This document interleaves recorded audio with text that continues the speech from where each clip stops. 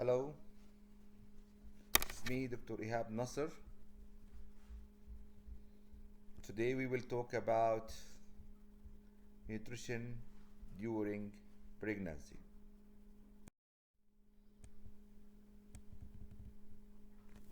It is like 9 months journey. When we are talking about pregnancy, we are talking about a 9 month journey in which uh, means they have the one who is pregnant now, they have passed the previous circle in which they have prepared very well for the pregnancy in the preconception stage, and now they are pregnant. So how to pass this 9 months or 3 trimesters period in a very safe way, from a nutritional aspect, how we are going to do, what recommendation should we give to them so that they can pass the duration of the pregnancy with safe, healthy condition for the mother and for the outcome, which is the baby. So 9 months of pregnancy present most interest period of growth and development during the human life. The acceleration of the growth will be very fast, and we have never seen this through life cycle, because we have less than microgram, and after 9 months we are having a baby who is around 3 kilograms or maybe more. How will these process go depends on many factors, most of them, oh, which are modifiable, means we can control these factors. We can control our diet, we can control consumption of the fluid, consumption of vitamins and minerals, the amount of calories we are using. Any abuse we can either enhance or stop. So there are some of the factors which are positive factors and negative factors, so we call them modifiable factors. Of course, there the other sides, we have unmodifiable factors which related to the genetics, for example my age, for example. So these are unmodifiable factors. Of the factors affecting the fetal growth and development, there are within our control. Okay, at no other times in life are the benefits of optimal nutrition. Here means we usually say the first 1000 days of the life of the human being is very critical in his well-being later on.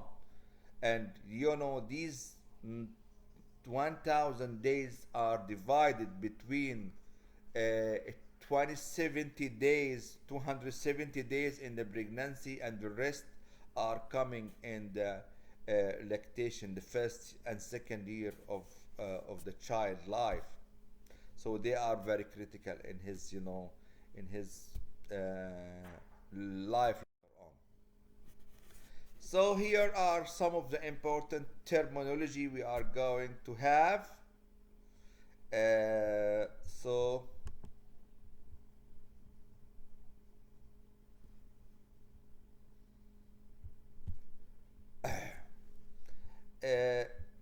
let us look.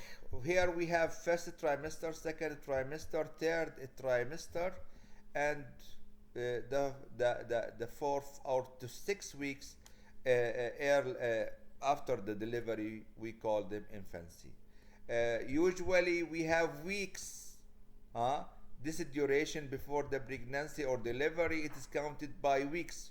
We are saying 37 weeks, 38 weeks, 40 weeks, 42 weeks, but the counting started by month after the delivery. So here it is the preconceptional till zero, till the first month, because she is not aware that she is pregnant. And after 1 month of the occurring of the conception, and she is not having the period at 1 month, so she will start to suspect that she is pregnant, and she will go for testing either the urine or the blood for the pregnancy, and this will and she will be sure that she is pregnant. And this is, the period we call it the preconceptional period. Okay. Any child who is below the gestational age of less than 37 weeks, we call them a preterm. Any child who has been born and his gestational age was 37 months, less than 37 weeks, then we call him a preterm. A term baby who is, born at the age of 37 weeks till the 42 weeks, this is we call full term baby. Some of the babies, their gestational age crosses the 42 weeks, so we call them for post-term. LMP stand for last menstrual period. This was the last, and after that the conception occurred at this stage. So after 1 month, when she is not having the period, she will go for testing, and this will confirm. From 0 to 8 weeks, we can say that this is embryo. This is the thing which is forming day by day till the age of 8 weeks. We can say it's embryo. After that, we call it fetus. Okay, till the age of 40 weeks, and 40 weeks till 42, we call it neonatal.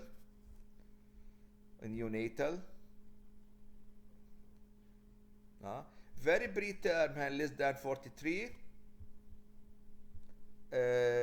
But after this, after the first month, we call it postnatal period. So at neonatal, we can say it is neonatal, it is a newborn, it is a neonate, neonatal care. In neonatal care, this is the care for the baby, for the infant. Miscarriage, in which we have or spontaneous abortion, when we have dead fetus or embryo till the age of 20 weeks. After the age of 20 weeks, if we have dead baby, so we are saying it is a fetal death or stillborn. And this, this period we call it prenatal. So we have a prenatal, we have a neonatal, we have post-neonatal. Okay, this is a neonatal before the birth, a neonatal during, giving the birth. Okay, and after 1 month of age. Here is the hormonal picture infant, we call it for the changes which occur in the beginning or throughout the pregnancy. Key placental hormones and examples of their roles in pregnancy. We have the human chorionic gonadotropin, HCG. Let's look at the HCG. Here's it, HCG. And I can see from the picture, it is the first one or the first hormone to rise, and it will give like a signal for the other hormones to start later on. A human chorionic gonadotropin, HCG, maintain early pregnancy, Here we are very concerned about fixing the pregnancy, fixing of the fetus, okay, especially in the early stages in the uterus. Maintained early pregnancy by stimulating the corpus luteum to produce estrogen and progesterone.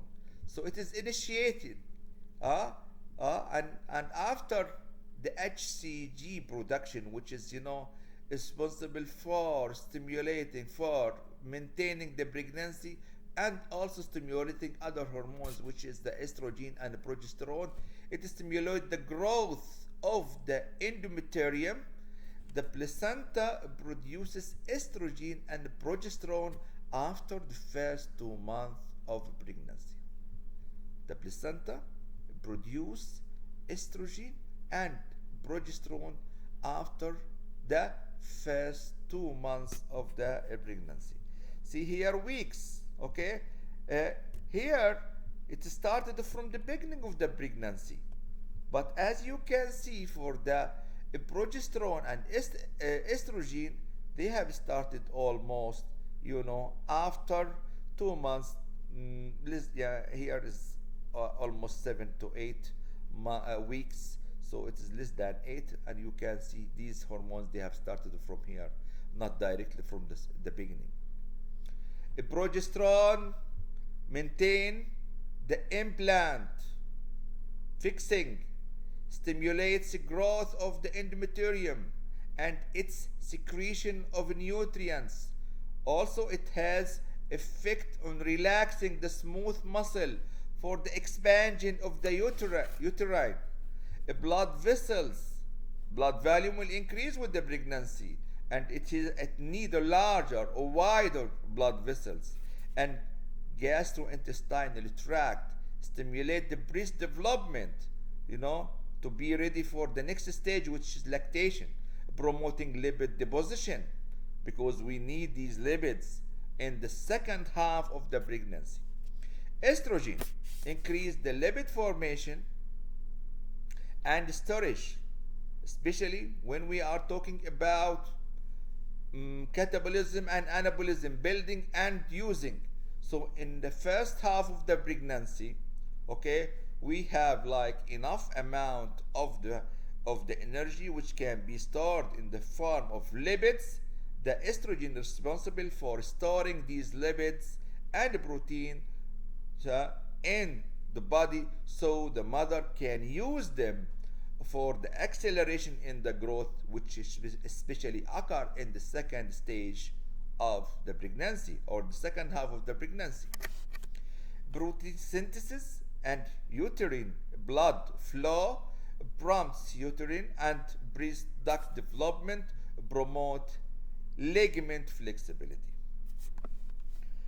Human chorionic somatotropin, HCS, increase the maternal insulin resistance.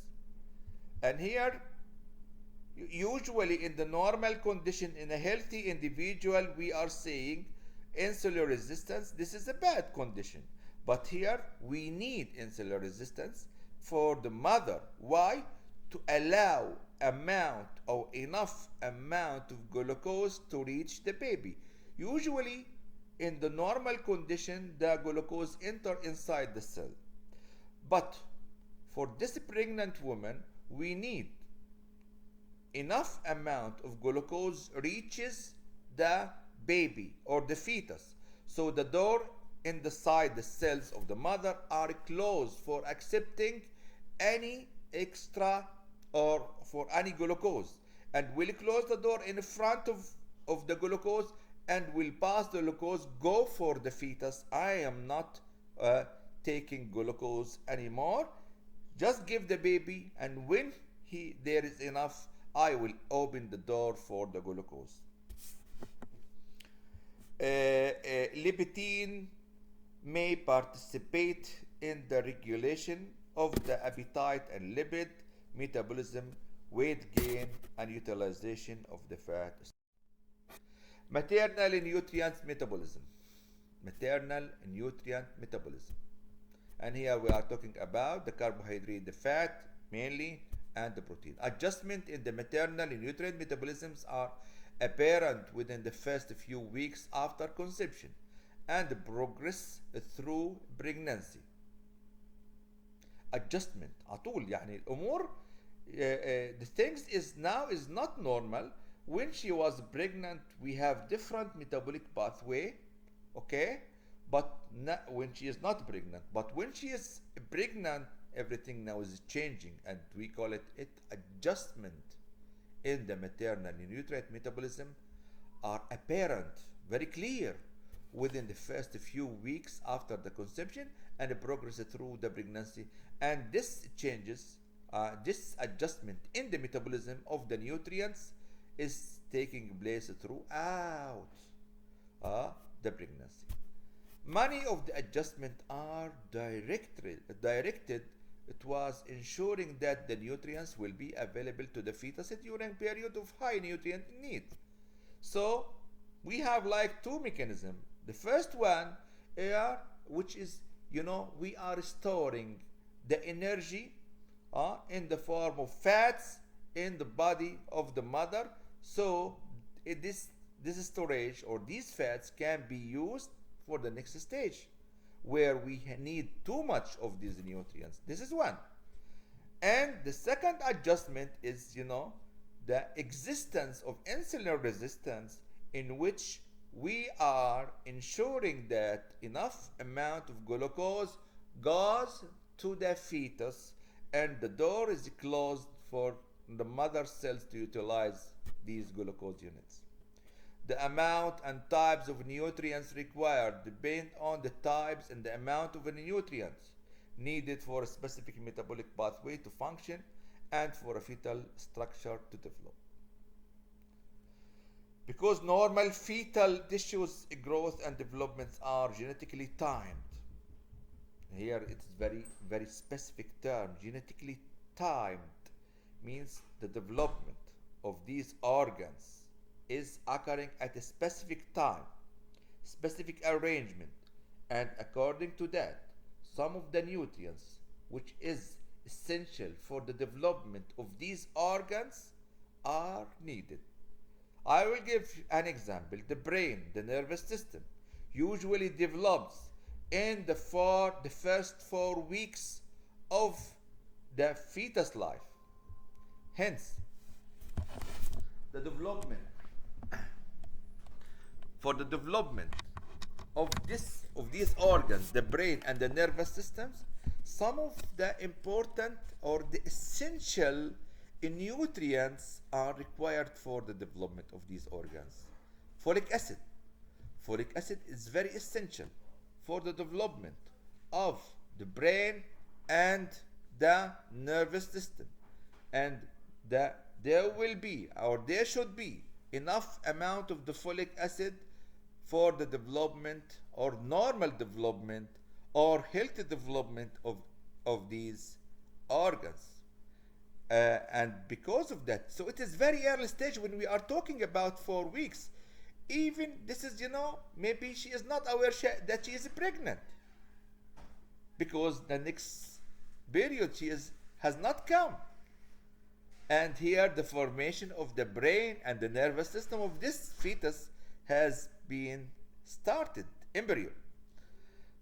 And because of that, folic acid is very important part in the prenatal care, a preconceptional care. When we are thinking about having a baby, and I will go to the primary clinic or to my doctor or family medicine doctor and talk to them about my plan to have a baby, so they want to be sure that I have enough amount of folic acid and iron that will be essential for the coming period or for the pregnancy later. Carbohydrate metabolism, as I told you, there is a special adjustment. Many adjustments in carbohydrate metabolism are made during the pregnancy that promote the availability of glucose to the fetus.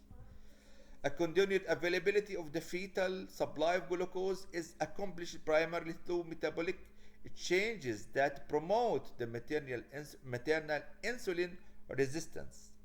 So, maternal insulin resistance by itself in the normal individual, normal woman who is not pregnant, this is bad condition, but here it is needed.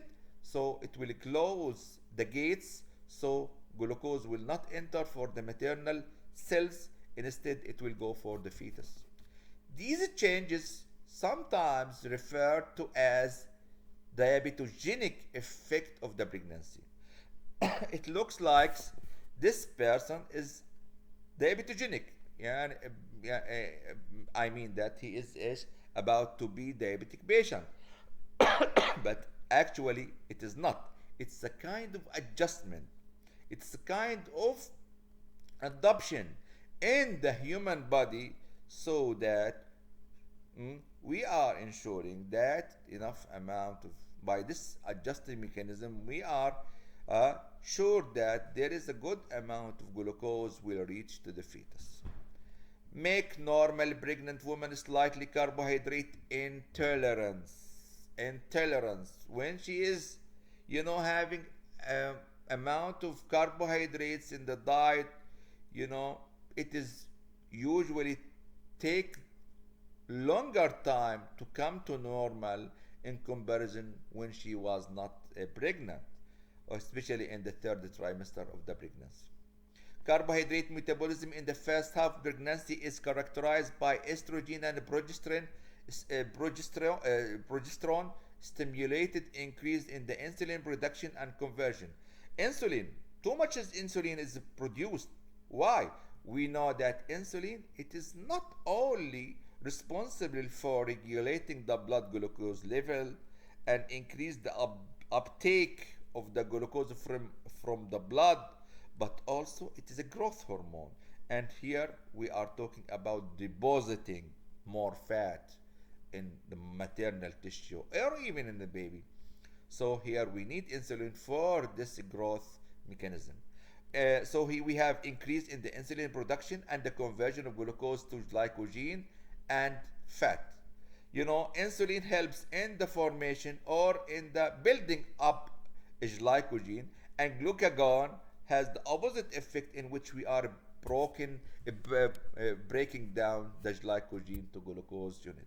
In the process, we call it glycogenolysis when we are breaking down the glycogen, and glycogen synthesis in building. And also the same with the fat. In the second half, rising level of the human chorionic somatotropin and prolactin from the mother pituitary glands inhibit the conversion of glucose to glycogen and fat. Here in this one in the first half, but here the mechanism has changed.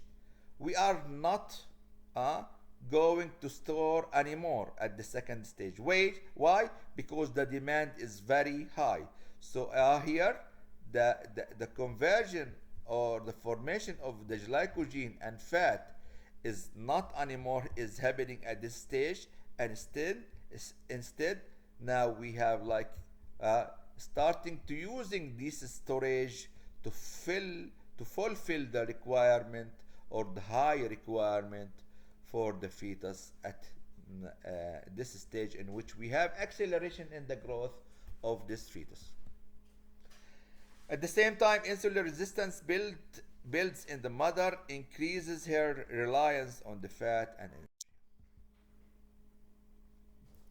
Decreased conversion of glucose to glycogen and fat in the second half, maternal utilization of glucose, lower maternal utilization of glucose, and increased liver production of the glucose help to ensure that constant supply of glucose for the fetal growth and development is available. So here we have different mechanism. We have one here, decreased conversion of glucose to glycogen. So enough amount of glucose is present. Lowered maternal utilization of glucose. So the maternal or the mother utilization for the glucose has been decreased to ensure amount enough amount will reach the baby. Second, third, an increased liver production of the glucose. Oh, glucose, we said that usually it doesn't have sweet teeth.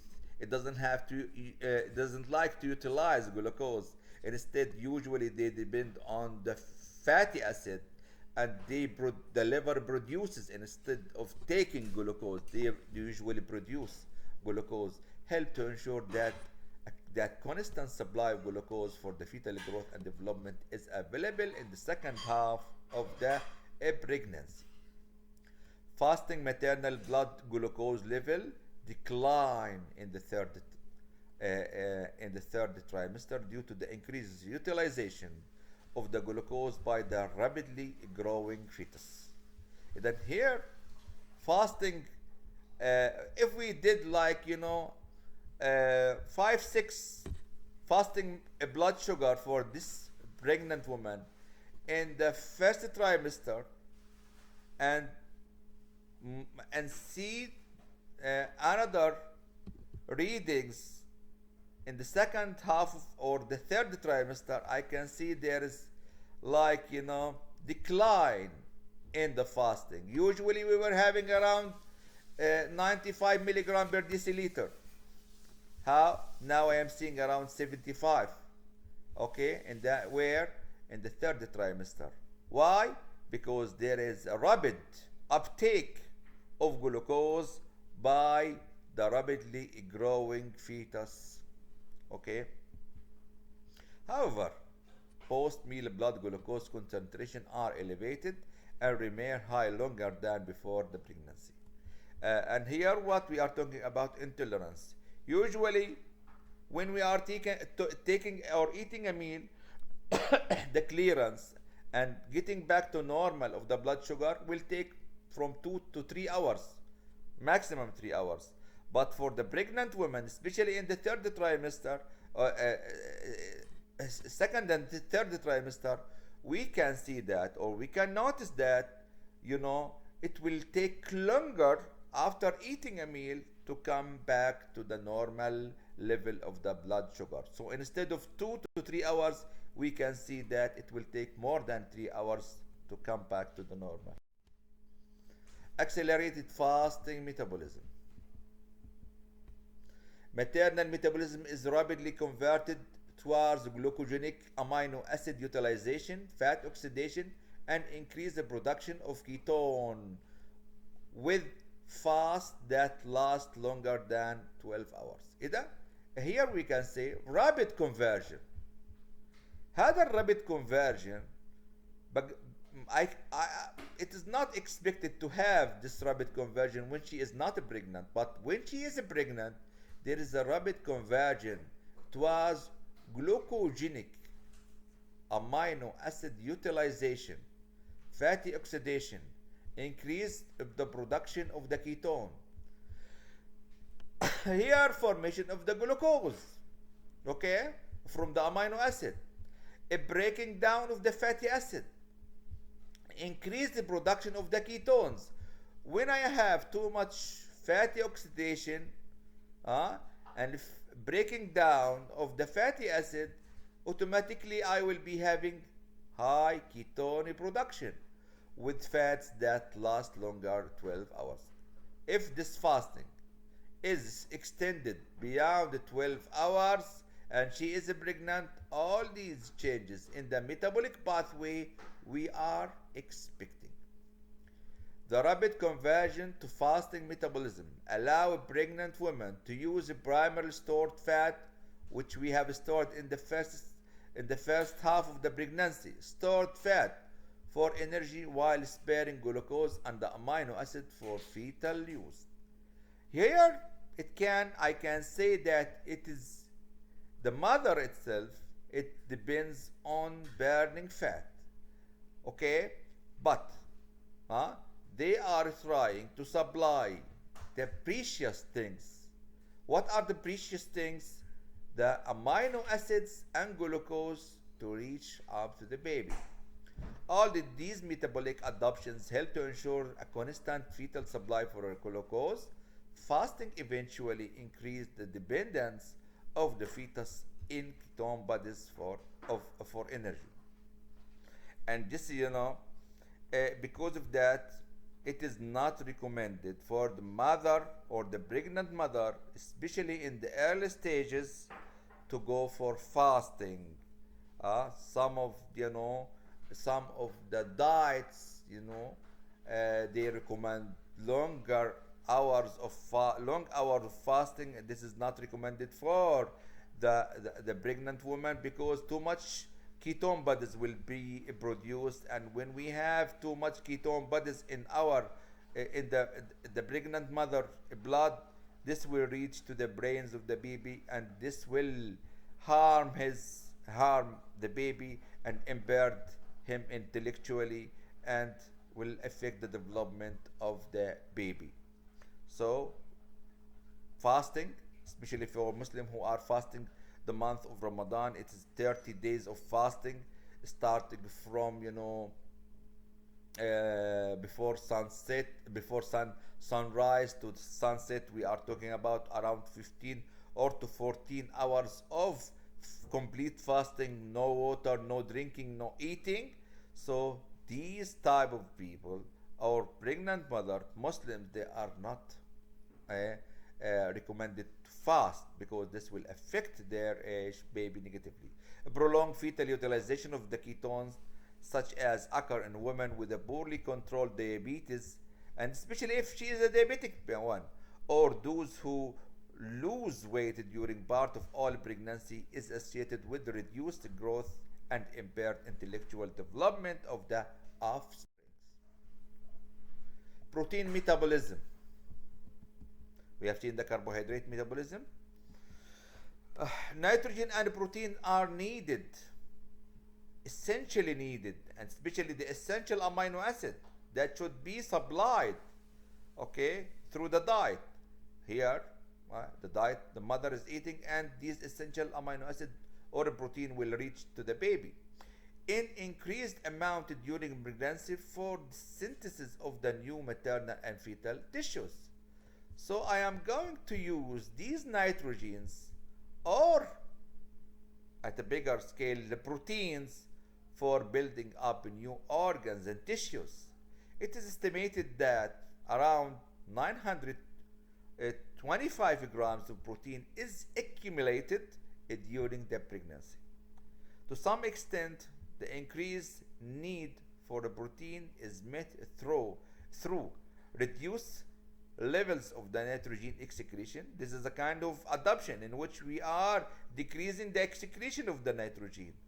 Also, and the conservation of the amino acid for a protein tissue synthesis, and this is what we call it, the sparing effect of the fat, carbohydrates and fats, and for the amino acid. They are sparing the amino acid. They are sparing. Who are sparing? The proteins, the carbohydrates and the fats are sparing. They are, like the candle. They burn themselves, okay, to light, to give the light for the others. And this is, what is done by the fat and the carbohydrate. Maternal and fetal needs for a protein are primarily fulfilled by the mother intake of the protein during the pregnancy. So there is a special adjustment in the body by reducing the excretion and conserving the amino acid. This is one, and also by the increase the intake of the protein by the mother. Means instead, when she is usually says taking around 70 grams of the protein in a daily basis, but when she is pregnant, she has to eat more, which is around more than 100 grams of the carbohydrates of the protein on a daily basis.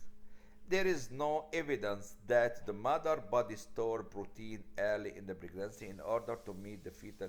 We have storage for the fat, but we don't have storage for the protein. Also, only these protein which are used, they will be used for the building of the tissues and organs, and this is not a storage. Fat metabolism. Changes in the lipid metabolism promote the accumulation of the maternal fat stores in the first half. We talked about this, and we are starting to using these storage in the second half of the pregnancy and enhance the fat metabolism in the second half. In addition to seeing increased maternal reliance on the fat store for the energy, as pregnancy progresses, we see blood level of many lipoprotein increases. So when we do like lipid profile tests for the mother or for the pregnant mother, we can see high or elevation in the lipoprotein, the LDL, the very low LDL, chylomicron. Also the triglyceride will be high. Plasma triglyceride increases first and most dramatically, reaching 3 times above the normal level when she was not pregnant. Cholesterol containing lipoprotein, LDL, HDL, phospholipid, and fatty acid also increase, but not to a lesser extent than what we have seen for the triglyceride. The increased cholesterol supply is used by the placenta for steroid hormone synthesis and by the fetus for nerve and cell membrane formation. High concentration of cholesterol and triglyceride observed during pregnancy do not promote the development of the atherosclerosis.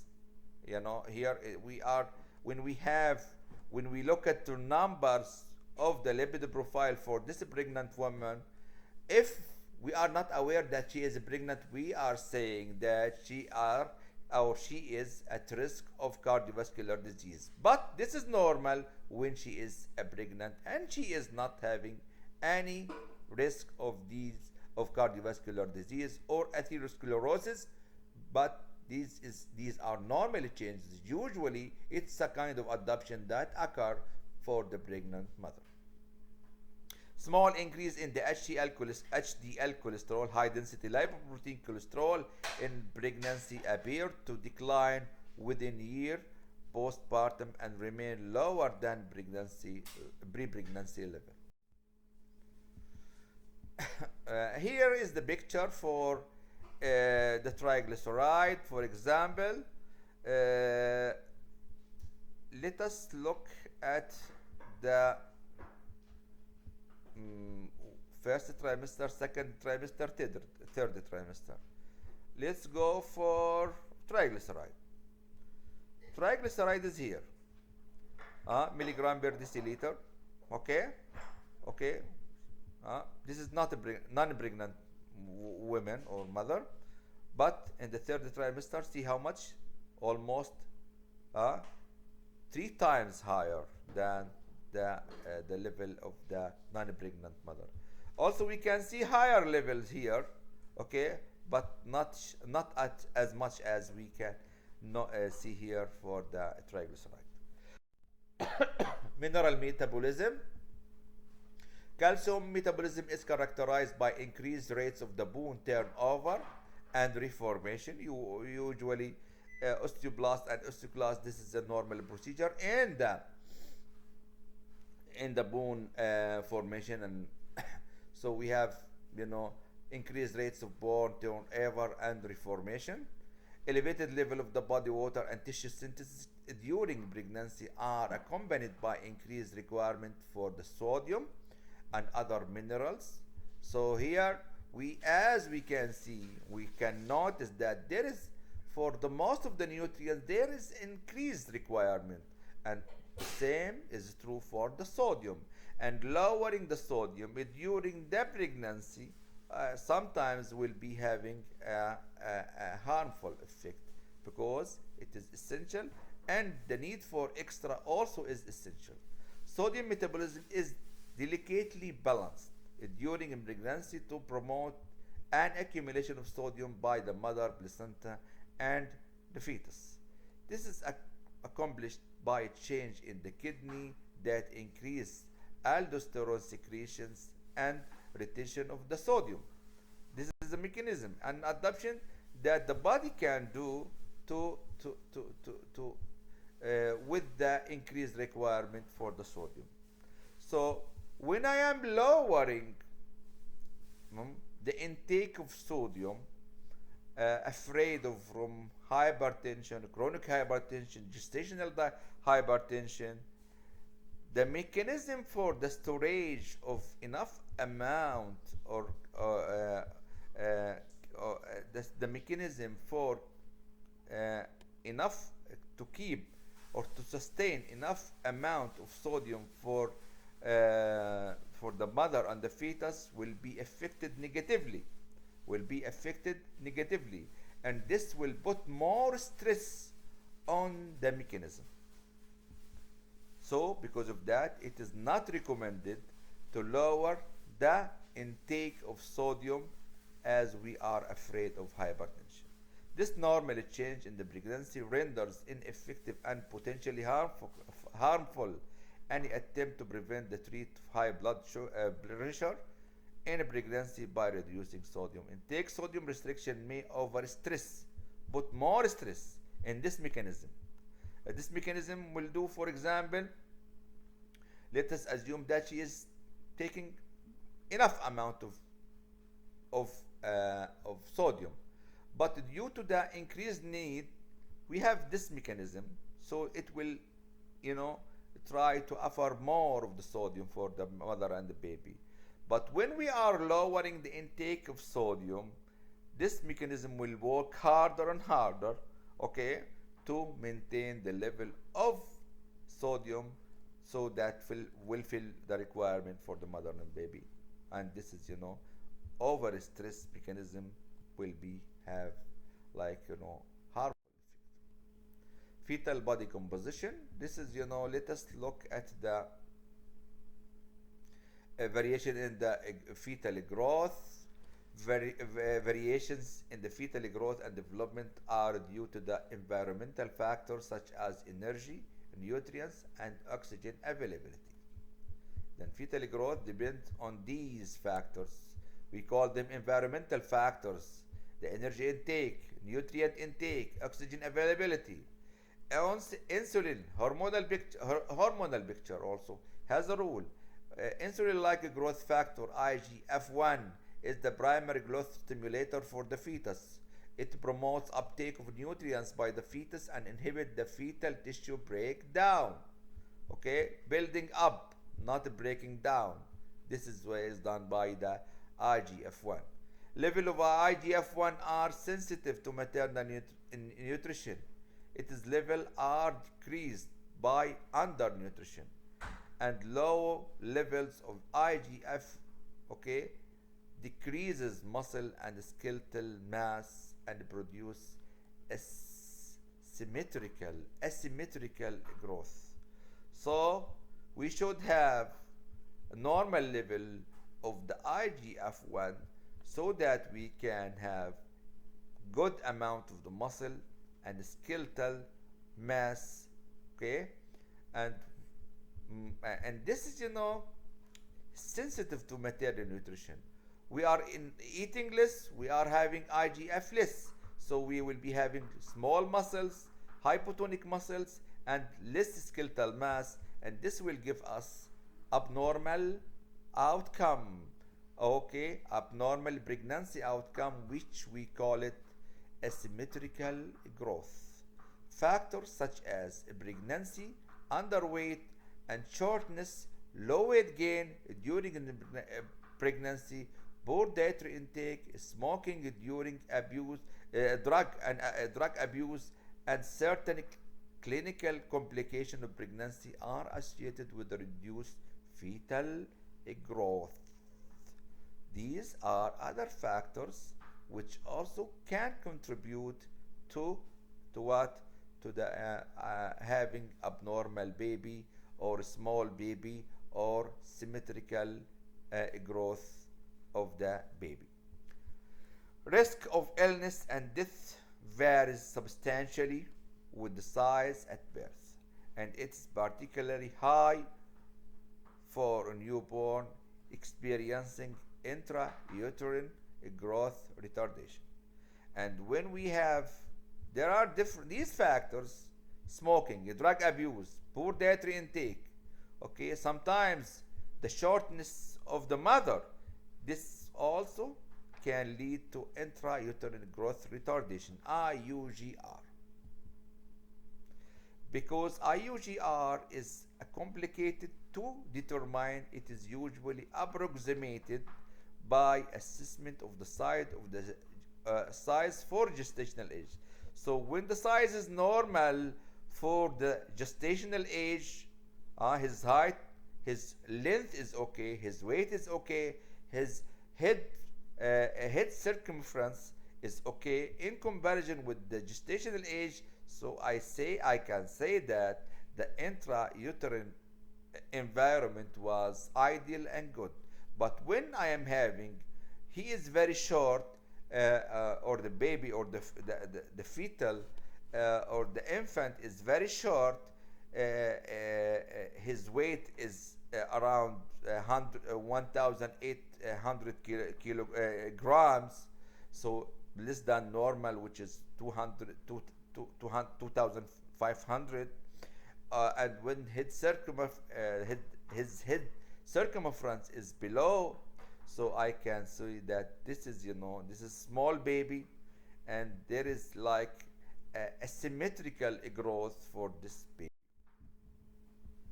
Infants are generally considered likely to have experienced IUGR if their weight for gestational age or length is low. When we have weight for gestational age is low, length for gestational age is also low. Newborn whose weight is less than 10 percentile. This is, like a growth chart in which we have the age, gestational age, and we have here the weight, and the other chart we have here the length. Okay, and the third one we have the age here at the x-axis, and the y-axis has the head circumference.